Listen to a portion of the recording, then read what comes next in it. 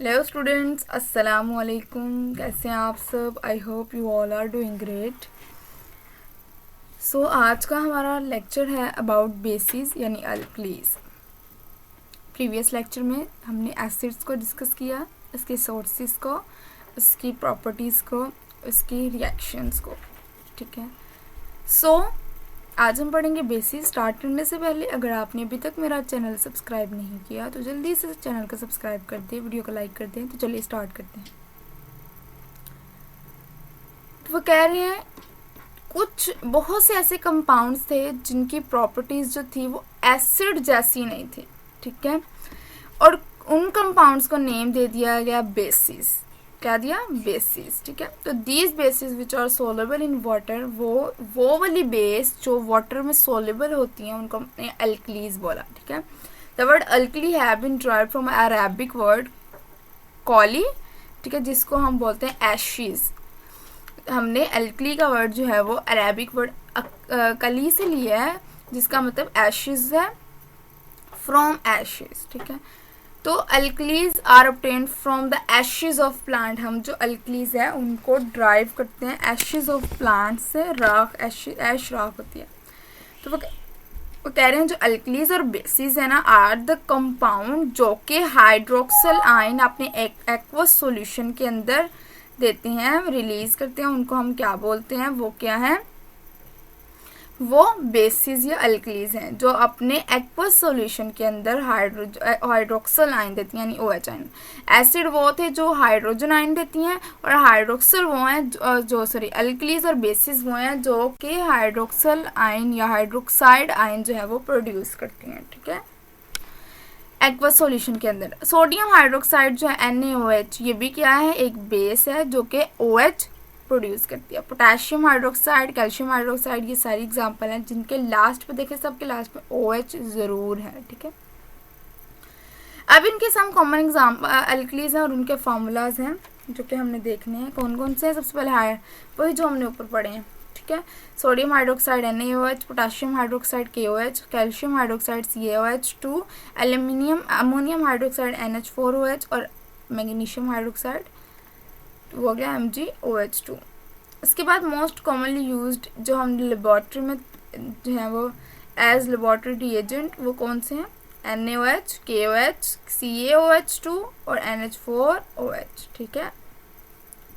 आगे बढ़ते हैं। एक क्वेश्चन है, all alkalis are bases but all bases are not alkalis. ये देखिए कितना ट्रिकी सा क्वेश्चन और कितना इजी है। वो कह रहे हैं ऑल अल्कलीज जो है वो बेसिस हो सकती हैं, लेकिन ऑल बेसिस जो है वो अल्कलीज नहीं हो सकती। इसकी क्या रीज़न है?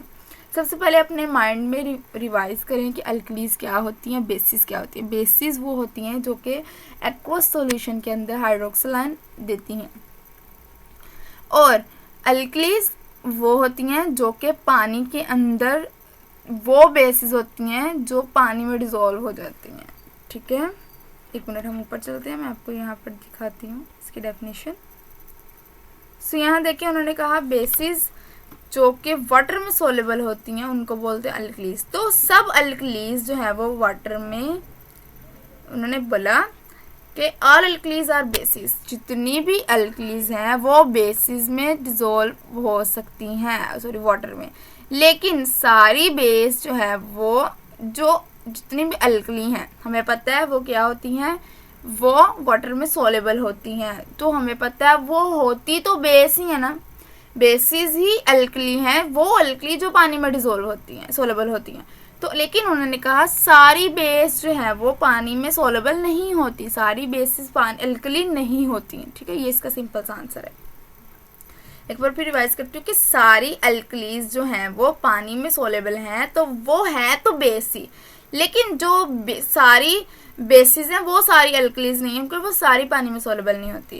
फिर उसके बाद प्रॉपर्टीज ऑफ बेस में आता है कि ये सोपी टच होता है इनका। ठीक है। एक्वस सॉल्यूशन ऑफ बेस का एक सोपी सा टच होता है। ठीक है। फिर क्या है? बेसिस, ये हमने उस दिन भी पढ़ा था कि बेसिस जो है वो रेड लिटमस को ब्लू जो है वो, अगर रेड लिटमस हो तो उनको ब्लू कर देती हैं। Colourless phenolphthalein pink and methyl orange yellow कर देती हैं। दे टर्न टर्मरिक पेपर को ब्राउन कर देती हैं। ठीक है। ये इसकी थोड़े रिएक्शन के टेस्ट होते हैं इससे। अब उन्होंने कहा एक्वस सॉल्यूशन जो है वो क्या होता है कि वो गुड कंडक्टर ऑफ इलेक्ट्रिसिटी होते हैं, ठीक है। और बेसिस रिएक्ट करती हैं एसिड के साथ, वही न्यूट्रलाइजेशन का प्रोसेस, ये एसिड में भी जाता है, ये बेसिस में भी जाता है, ठीक है। ये हमने ऊपर पढ़ लिया था न्यूट्रलाइजेशन का प्रोसेस। फिर अगला क्वेश्चन है alkalis when heated with ammonium salt produce ammonium gas. जब अमोनियम सॉल्ट के साथ एल्कली जो है वो रिएक्ट करती है तो अमोनियम गैस बनता है।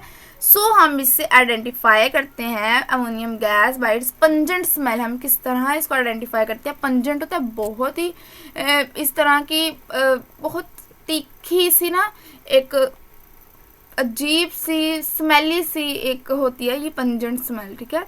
अगर आपने कभी मस्टर्ड देखा हो, मस्टर्ड की बड़ी पंजेंट स्मेल और टेस्ट होता है, ठीक है, इस तरह की होती हैं। Ammonium also turn moist red litmus paper blue, ठीक है।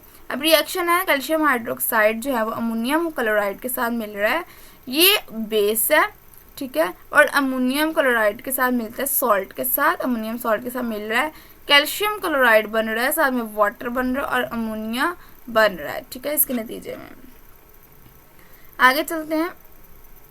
Alkali react with fats to form soap and glycerine. Alkali जो है वो फैट के साथ रिएक्ट करती है और सोप और ग्लिसरीन बनता है हमारे पास, ठीक है। अब यूजेस ऑफ एसिड बेसिस में चलते हैं। सबसे पहला बेस है सोडियम हाइड्रोक्साइड। इसका क्या रोल है कि ये सोप, टेक्सटाइल और प्लास्टिक इंडस्ट्री में इसका यूज़ होता है, ठीक है। ये पेट्रोलियम रिफाइनिंग में भी यूज़ होती है। मेकिंग रेयन, रेयन भी एक किस्म का कपड़ा होता है, धागा, ठीक है। तो manufacturing of paper, pulp and medicine, और ये ब्लॉक्ड ड्रेन्स के लिए भी यूज़ होती हैं, ओपन ब्लॉक्ड ड्रेन्स के लिए, ठीक है। फिर उसके बाद क्या है कैल्शियम हाइड्रोक्साइड। कैल्शियम हाइड्रोक्साइड को हम स्लेक्ड लाइम भी बोलते हैं। ये शॉर्ट क्वेश्चन है मोस्ट इंपॉर्टेंट कि व्हाट इज स्लेक्ड लाइम, तो वो कैल्शियम हाइड्रोक्साइड को बोलते हैं। It is use in the manufacturing of bleaching powder. Bleaching powder के मैन्युफैक्चरिंग के लिए यूज़ करते हैं। Dressing material for acid burn, acid burn के ड्रेसिंग मटेरियल के लिए यूज़ करते हैं, क्योंकि एसिड को न्यूट्रलाइज करा देते हैं बेस के साथ। मेकिंग लाइम सल्फर सफरेट to use in fungicide. Fungicide होते हैं जो कि फंजाई को मारने के लिए हम यूज़ करते हैं, ठीक है। और एक वाटर सॉफ्टनर के लिए भी यूज़ करते हैं, जो हार्ड वाटर होता है उसको सॉफ्ट करने के लिए हम क्या यूज़ करते हैं? Calcium hydroxide. फिर इसके बाद है for neutralising acidity present in the soil. जितनी भी सॉइल के अंदर प्रेजेंट होती है एसिडिटी, उसको न्यूट्रलाइज। जाहिर सी बात है किसी भी चीज़ में जहाँ कहीं भी एसिडिटी प्रेजेंट है, आप उसमें जो है वो थोड़ा सा एसिड मिला दें, एसिड और बेस मिलकर न्यूट्रलाइज हो जाते हैं, और इस रिएक्शन के नतीजे में ना एसिड की एसिडिटी चलती है ना बेस की एसिडिटी, एक्चुअल में वो रिएक्शन न्यूट्रलाइज हो जाता है, इन रिजल्ट वो सॉल्ट बनाता है, ठीक है।